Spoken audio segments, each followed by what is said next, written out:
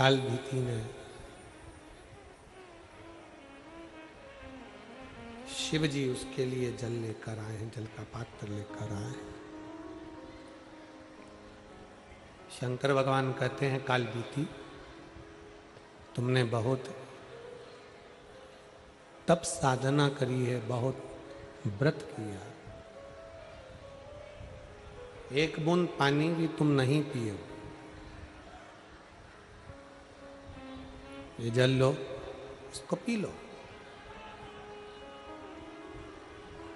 शंकर भगवान को काल भीति नहीं पहचाने। भगवान शिव को पहचानना आपके भी बस का नहीं है और हमारे भी बस का नहीं।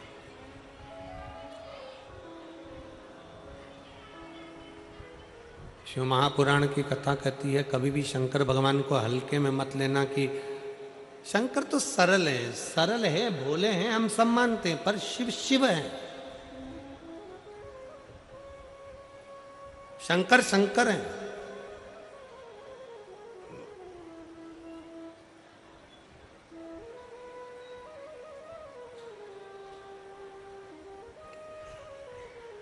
एक बार माता लक्ष्मी भगवान नारायण को भोजन करा रही थी।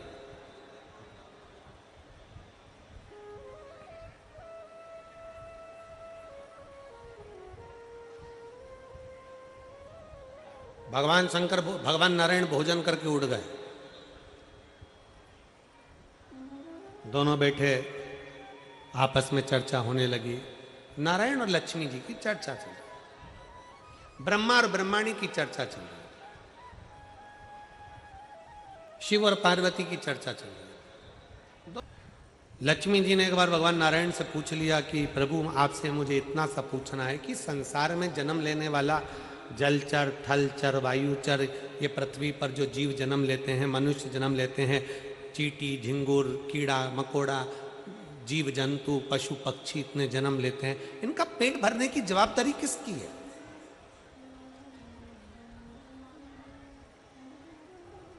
इनका पेट कौन भरेगा? भगवान नारायण ने बड़े मुस्कुराकर ब्रह्मा जी को साक्षी रखकर कहा कि सुनो, जो प्रश्न तुम मुझसे कर रही हो वही ब्रह्माणी ने ब्रह्मा जी से करा है, और वही प्रश्न लक्ष्मी जी तुमने मुझसे करा। सुनो लक्ष्मी, मैं बैकुंठ का निवासी हूं, स्वर्ग मेरे हिस्से का है, मैं स्वर्ग में रहता हूं, बैकुंठ में रहता हूं, गोलोक धाम में रहता हूं, ये पवित्र भूमि मेरी है, यहां जो आएगा उसका भरण पोषण मैं करूंगा।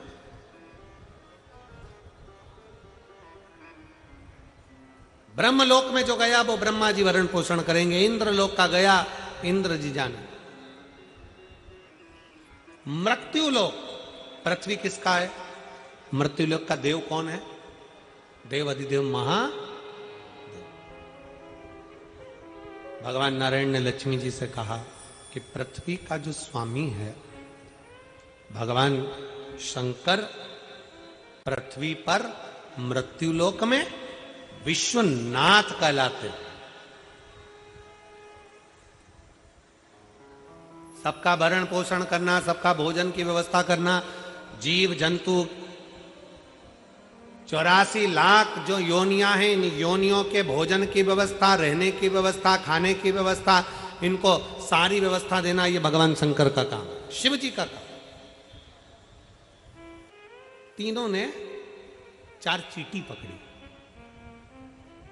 पार्वती, लक्ष्मी और सरस्वती ने, ब्रह्माणी ने 4 चींटियां पकड़ ली। 4 चींटी को पकड़कर एक डब्बी में बंद कर दिया। चारों चींटी को एक डब्बी में बंद करा और रख दिया। लक्ष्मी जी भगवान नारायण को भोजन कराने लगी, ब्रह्माणी ब्रह्मा जी को भोजन कराने लगी, पार्वती जी शिव जी को भोजन कराने। भगवान नारायण ने जैसे ही रोटी का एक ग्रास मेरे नारायण ने तोड़कर भोजन करने के लिए मुख में लिया, तो लक्ष्मी जी ने आवाज लगाकर कहा, प्रभु तुम भोजन कर रहे हो? 4 भक्त भूखे हैं पृथ्वी पर और तुम भोजन कर रहे हो? ब्रह्माणी ने ब्रह्मा जी से कहा कि 4 भक्त भूखे हैं और ब्रह्मा जी तुम भोजन कर रहे हो। आप तो कहते हो कि जगत के सब भोजन कर लेते हैं तब आप भोजन करते हो और आप भोजन कर रहे हो। नारायण ने मन में सोचा कि ऐसा हो ही नहीं सकता कि पृथ्वी पर कोई भूखा रह जाए, हो ही नहीं सकता। तुरंत लक्ष्मी जी बोली मुझे मालूम है 4 भक्त भूखे हैं। ब्रह्माणी कहती है ब्रह्मा जी से मुझे मालूम है 4 भक्त भूखे हैं। चलो भगवान नारायण उठे, लक्ष्मी जी को साथ लिया, ब्रह्मा जी उठे, ब्रह्माणी को साथ लिया। जरा शंकर जी से पूछते हैं कि पृथ्वी पर व्यक्ति भूखा क्यों है। वैसे तो शंकर भगवान किसी को भूखा रख नहीं सकते क्योंकि उनका नाम विश्वनाथ है।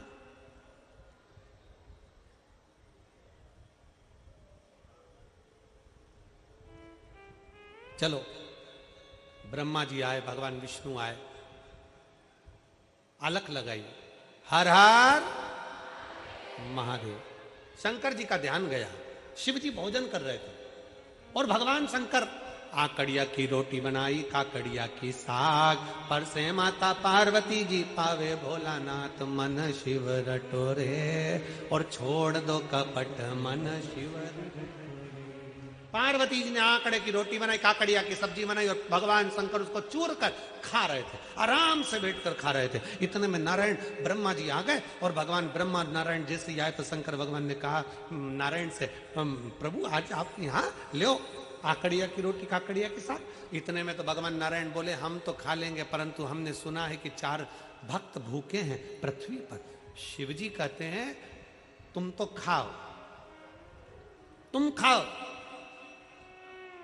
इतने में ब्रह्मा जी बोले प्रभु 4 भक्त पृथ्वी पर भूखे और पूरी सृष्टि का भार, पूरी पृथ्वी का भरण पोषण करने का भार, सबका पेट भरने की जवाबदारी आपकी है क्योंकि आप विश्वनाथ हो। ब्रह्मा ब्रह्मलोक में, भगवान नारायण बैकुंठ लोक में, पर पृथ्वी का देव तो देवाधिदेव महादेव है। फिर पृथ्वी पर कोई भूखा कैसे रह सकता है? फिर पृथ्वी पर भूखा कैसे? जवाबदारी तो तुम्हारी है।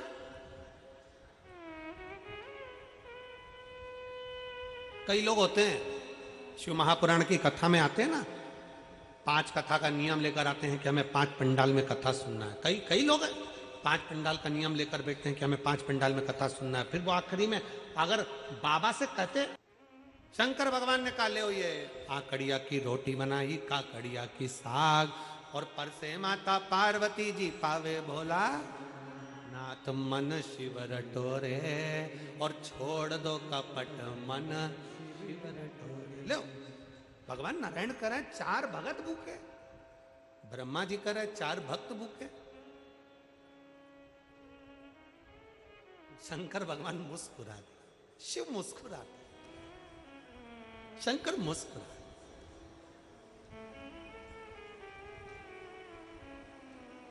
ये जिंदगी का सबसे सुंदर पल होता है, पत्नी चिढ़कर बोले और पति मुस्कुराकर उत्तर दे दे। पति चिढ़कर बोले, पत्नी मुस्कुराकर उत्तर दे दे। सास चिढ़कर बोले, बहू मुस्कुराकर उत्तर दे दे। बहू चिढ़कर बोले, सास मुस्कुराकर उत्तर दे दे। माता पिता चिढ़कर बोले, बच्चे मुस्कुराकर उत्तर दे दें। बच्चे चिढ़कर बोले, माता पिता मुस्कुराकर उत्तर दे दें। तो समझ लेना कि जिंदगी की सारी जीत तुमने हासिल कर ली, सारी जीत।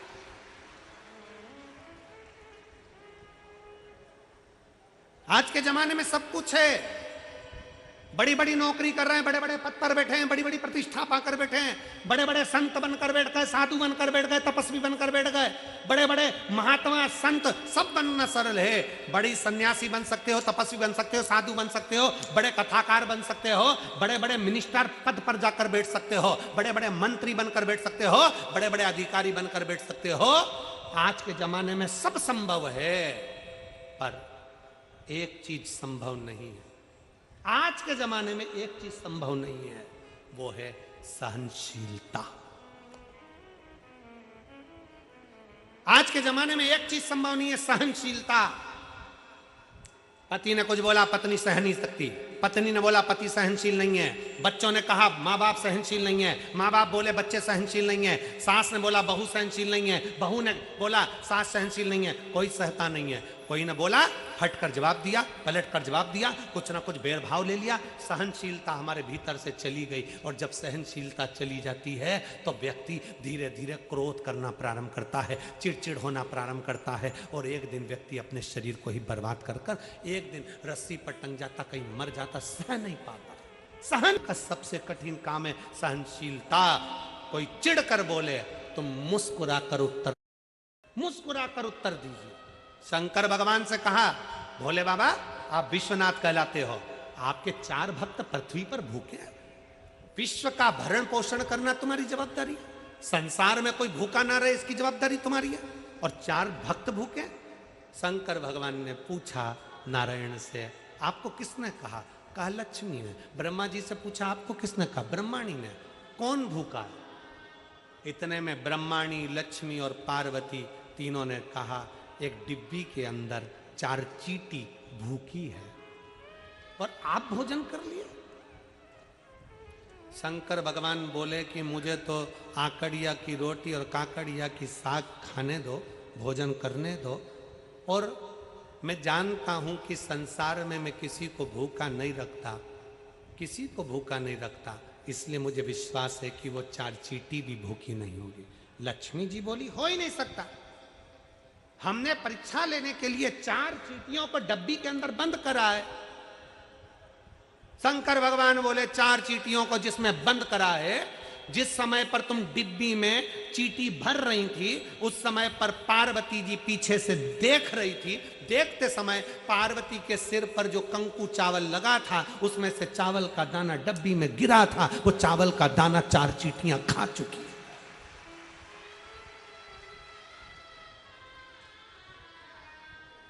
वो डब्बी में चावल का दाना, कंकु का चावल का दाना, रोली का चावल का दाना उस डब्बी में गिरा था।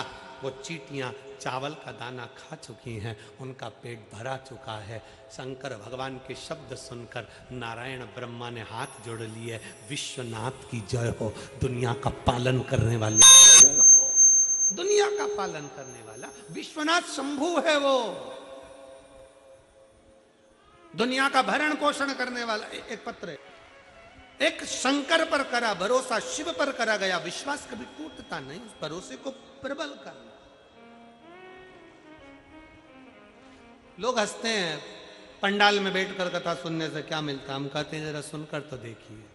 कभी मौका लगे कुबेरेश्वर बाबा, कभी आपकी नगरी में कुबेर भंडारी आ जाए, बैठ जाओ, 5 दिन पंडाल का निवास करो, पंडाल में विश्राम करो, पंडाल का ही भोजन करो, जो लंगर में मिल जाए वो पालो, और अपने आनंद को करते हुए दिन में कथा, रात्रि को कीर्तन, 5 दिन ऐसे कथा सुनो जैसे किसी तीर्थ में बैठकर कथा का लाभ ले रहे हो, पवित्र नदी का स्नान कर रहे हो और जिंदगी को सार्थक कर रहे हो, सार्थक कर रहे हो। मैं पीलीभीत वालों से कहूंगा 11 तारीख से 17 तारीख तक नवंबर के महीने में जो कथा होने वाली है पीलीभीत में, उनसे कहूंगा दिल से सुनो आपके क्षेत्र की कथा, पंडाल का डेरा लगाए, शिव का भजन करो, भूमि को नमन। क्या नहीं देता वो, सब कुछ दे देता, सब कुछ। आया काल भीति शिव जी का जल नहीं पी रहा, शंकर ने फिर अपने पांव से कुंड बनाकर उस जल का आचमन कराया। काल प्रसन्न, शिव का दर्शन कर कर काल भीति बड़ा प्रसन्न, बड़ा समय आता है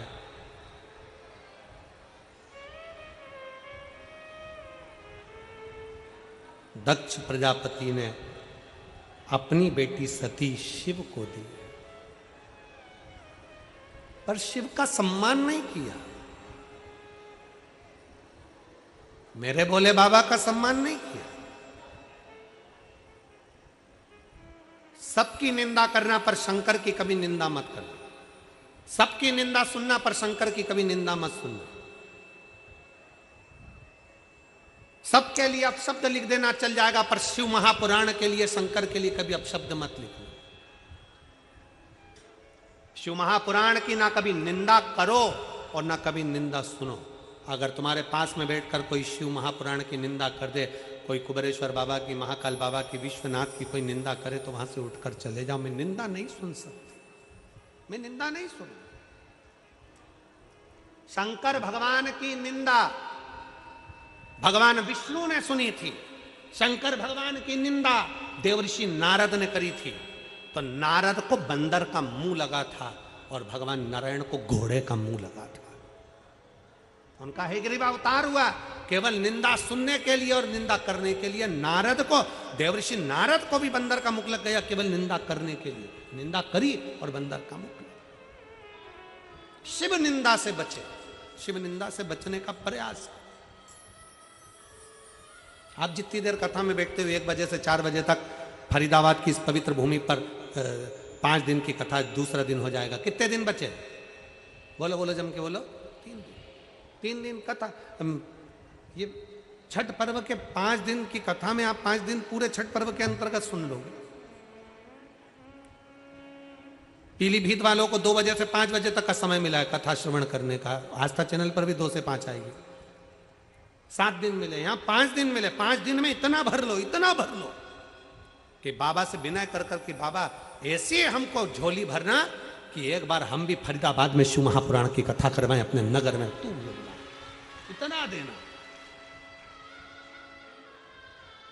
और भगवान अगर दे, तुम्हें संपदा दे, धन दे, दौलत दे, सत्ता दे, 10 जगह खर्च करने से अच्छा है कि जिंदगी में एक बार ये संकल्प भी लेना कि मैं भी अपने जीवन में अपने क्षेत्रवासियों के लिए एक बार शिव पुराण की कथा अवश्य कराऊं। उनका भी कर